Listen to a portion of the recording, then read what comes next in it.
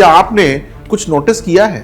आपकी जिंदगी में लोग बहुत से आते हैं लेकिन टिकता कोई नहीं है। दोस्त कम और राइवल ज्यादा लगते हैं। आप आगे तो बढ़ते हैं लेकिन किसी ना किसी से टकरा कर आगे बढ़ते हैं। कुछ लोगों की लाइफ में कनेक्शंस ताकत नहीं होते हैं। वो कुंडली के अंदर मंगल यानी कि मार्स जहां बैठता है वहां कंपटीशन पैदा कर देता है। मंगल आपकी जीत का कोटा रोकता नहीं है, बस आपसे सवाल करता है क्या तुम इसे कंट्रोल कर पाओगे यदि मैंने तुमको जीत दे भी दी। नमस्कार, अगर ये कहानी आपकी है तो पूरा एपिसोड बहुत ध्यान से देखिएगा और हां, मन मस्तिष्क में उतारने की कोशिश भी कीजिएगा।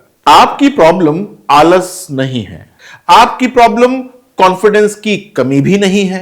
आप प्रॉब्लम है खुद ही बहुत ज्यादा तेज होने की वजह से। आप जल्दी कमाते हैं, जल्दी मूव करते हैं, जल्दी रिएक्ट भी करते हैं, लेकिन हर जीत के साथ एक नई लड़ाई खड़ी हो जाती है।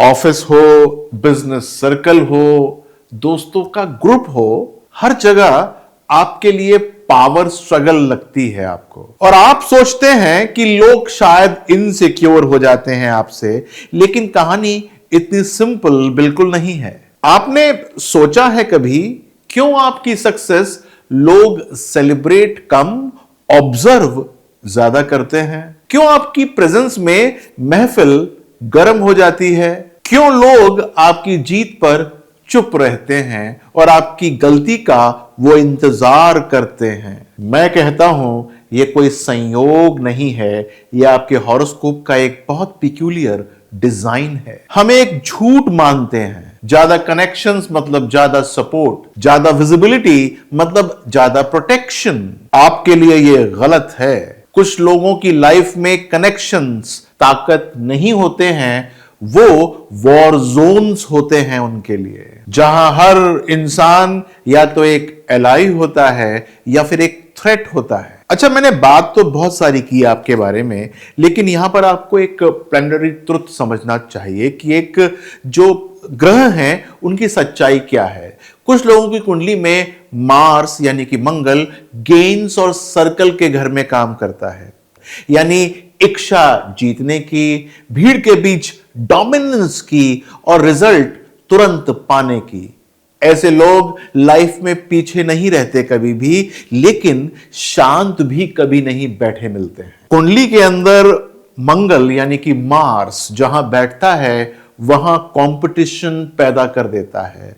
आपका कॉन्फिडेंस दूसरों का थ्रेट बन जाता है, आपकी स्पीड दूसरों की इनसिक्योरिटी बन जाती है। इसलिए मार्स 11th हाउस वाले लोग एनिमीज ढूंढते नहीं हैं कभी भी, वो तो उसे क्रिएट कर लेते हैं। यह मंगल की प्लेसमेंट फेलियर से नहीं गिराती है, यह प्लेसमेंट ईगो से गिराती है, यानी कि व्यक्ति के पास बहुत ज्यादा अहम या ईगो आ जाता है।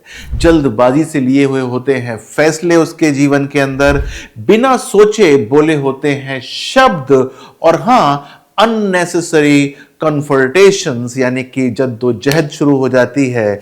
मार्स जहां जीत दिलाता है लेकिन बैलेंस नहीं सिखा पाता है, क्योंकि लाइफ उसको इसी कारण से खूब झटके देना आरंभ कर देती है। लेकिन याद रखिए मेरी वाणी, मार्स ग्रह खराब नहीं होता है, मंगल खराब नहीं होता है। फायर डिस्ट्रॉय भी कर देता है और इंजन भी चलाता है, ये तो आपको पता ही है। जिस दिन आप रिएक्शन छोड़ देते हैं और स्ट्रैटेजी सीखना शुरू कर देते हैं, मार्स आपके लिए 11वें घर में यानी कि 11th हाउस में वेपन बन जाता है, एक्सीडेंट्स देता ही नहीं है। आपको पता होना चाहिए, कंट्रोल्ड मार्स इन 11th house creates leaders, team commanders, political strategist बन जाते हैं लोग, एंटरप्रेन्योर बन जाते हैं, और हां स्पोर्ट्स कैप्टन्स बन जाते हैं। मैंने जाने कितनी कुंडलियां देखी हैं कप्तानों की, मंगल 11वें भाव में बैठा है कंट्रोल्ड अवस्था के अंदर।